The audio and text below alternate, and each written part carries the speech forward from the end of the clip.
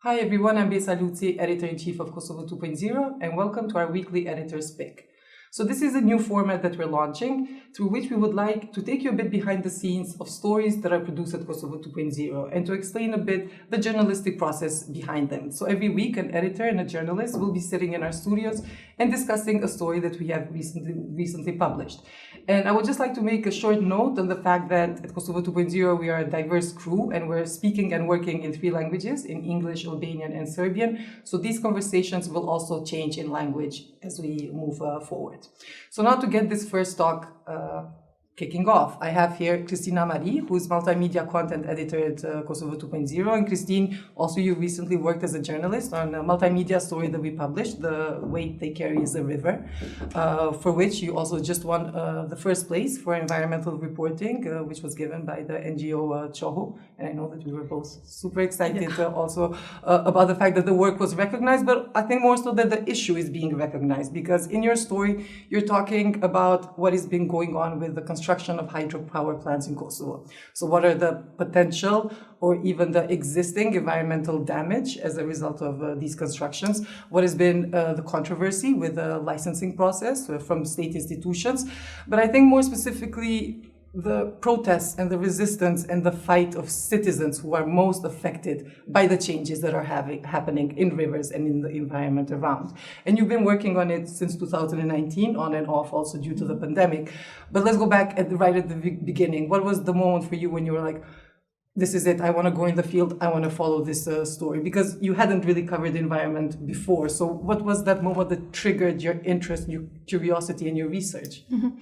Right, it's true. I mean, this issue has been going on for so long, for years now. We've seen that the process of constructing hydropower plants on the rivers of Kosovo, it started years ago. And when I was starting to research, I realized that the only way to understand the real impact is actually being at the place where those hydropower plants are being built, just in the same way that you would go to the place of an accident to cover such an event. But what was very important for me, also with the recognition to this issue in this award and whatnot, is the fact that we need to highlight that environment is not detached from humans, from people.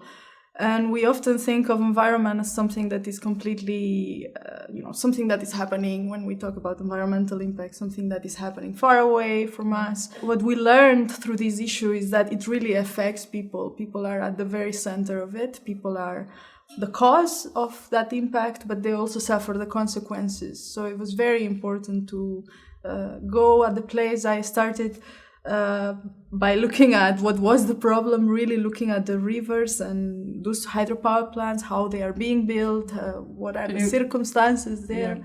Can you talk a bit about the places that you were visiting? Because you mainly visited the Strzelce municipality, where there's been kind of 2 separate constructions taking place, but it's not a problem only of that region. The same has happened in Deccan as well. So just give us a summary, a bit of what are the specific issues that you're looking at in your story.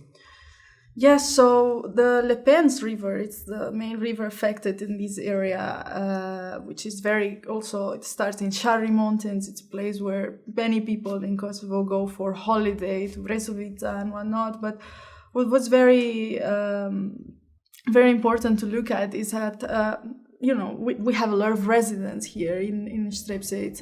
It's a municipality with Serb residents, with Albanian residents, and particularly since some years ago, since 2014 or so, these constructions started taking place in Bitije, Poštme, and also in Strzelce. There were plans to build this hydropower plant. Now, it's very abstract when we talk about such an issue. It's hard to understand.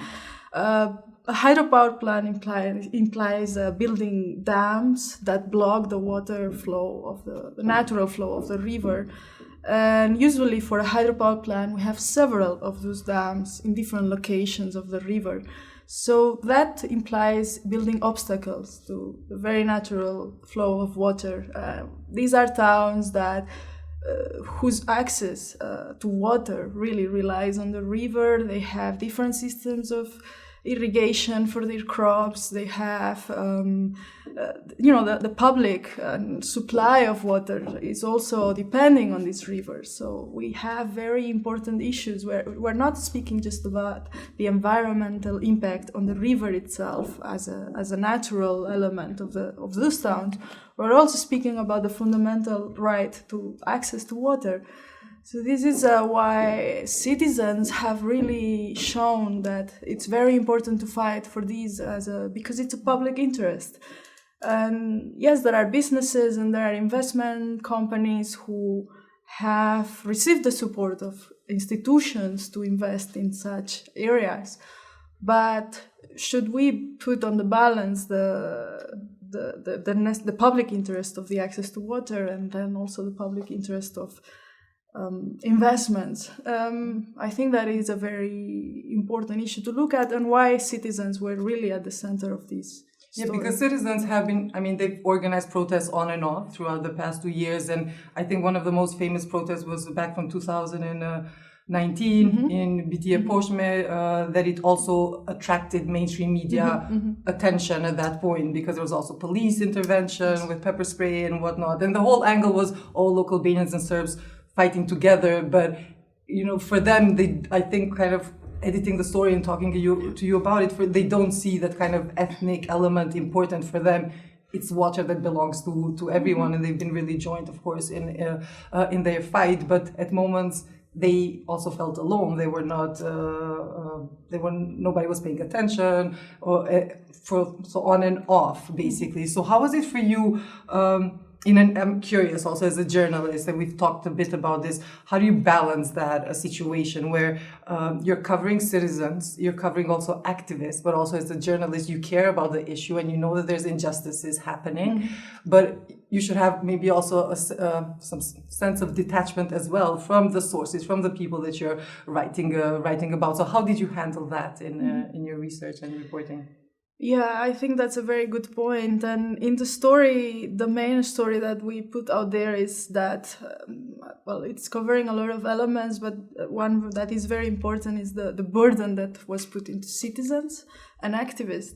Actually, the way I think we balance these is that we still had to do the job that it does not maybe show in the story, but there's a lot of institutions that were consulted. There were also a lot of organizations that were consulted, activists across different areas as well, and that job still has to be done. It's still something that it is true. It's very difficult when you are working with a topic that you clearly see that there are problems, but there were a lot of residents actually that we talked to. And in the end, there are only some that end up in the story, but we need to verify that whether this problem is a problem that is, let's say, eventual. Is it happening only in one occasion? Is its irregularity something coincidental, or is it a repetition of mistakes? And this is something that we really went back and forth. Can you explain this a bit? So and tie it to the main findings of your story. Where are the central problems with regard to the construction of hydropower plants in Kosovo? Well, there are many actors involved in this process, and that complicates the situation and the analysis that we do of it. Clearly, from the very beginning, the government decided in its strategies to invest in such energies which are labeled as renewable, although their impact can be, in the case of a small hydropower, very big. When we look at hydropower, actually, we see that from the very beginning, the government has been promoting such investments through strategies. It's been agreed to invest in small hydropower and in other energies. But the priority was given to this one, despite the very large impact that small hydropower has proven to have. And the very problem also remains in that government has promoted such investments with certain tariffs that are established and that guarantee the investment will be returned in some way in the very long term. So it's a safe investment for investors.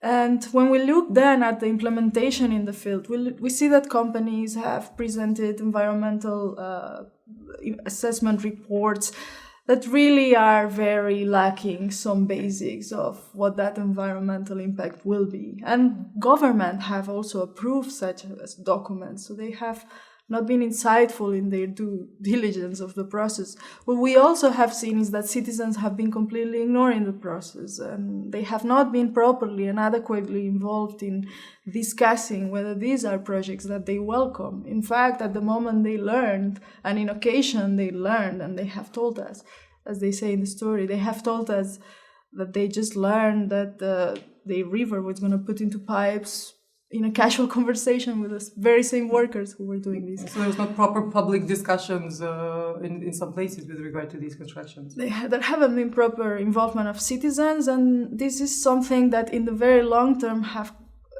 become a big ball of problems, a snowball, and citizens started protesting, and despite the fact that they were protesting, the process continued. There was no any pause, and institutions at the very end are the responsible ones because they haven't made any effort in their hands to look at the ways to improve the situation or stop the constructions. Now we have a parliamentary commission. And this is something that has come as a result of citizens in pressure for this. It's investigating the process of licensing. And we will have to see, but what we see at the moment is that the institutions keep on allowing the construction on the rivers. Although there was also that decision this week from the Energy Regulatory Office where they have not renewed or not given a license to one company in the Deccan area to continue producing energy because their environmental permit basically it expired, or it's not even expired. They actually never got it. They never got it, but they kept on functioning without an environmental permit. So it feels like an important victory as well. So just for very shortly for the end, how do you see this issue as we move forward, bearing in mind this news as well? This is a great victory for activists who've been pressuring institutions and who really have been the ones being the watchdog of institutions in this, especially in Deccan. It is still a very worrying issue, the fact that this only happened because activists were really vocal about it in that area of Deccan. And ministry is still, despite discussions in this parliamentary commission, there is an investigation going on as well in the prosecution office. And despite of all of these investigations, the ministry still allows works to continue, for example, in the area of Le Pens. And this is a great victory on the other hand, but at any moment, the ministry can give that environmental permit and allow the process to continue. And it's an ongoing fight, and I'm more than sure that we're also going to be continuing to follow this. I know that you definitely will after having spent so much time on the first one, and I know that it's something that now you really care about and you want to be out there on the field. So thanks, Cristina. So this is it for our first editor's pick. You can also read Cristina's story, The Way They Carry the River, on Kosovo2.0.com, but also there you can find a lot more of our in-depth and thorough journalism from Kosovo and from the region. And I just wanted to mention that you can also follow us on our social media channels, Facebook, Twitter, Instagram, and YouTube. And you can also subscribe to our weekly newsletter, Best Bits, and you can find the links in the description. Thanks for watching, and join us next week for another editor's pick.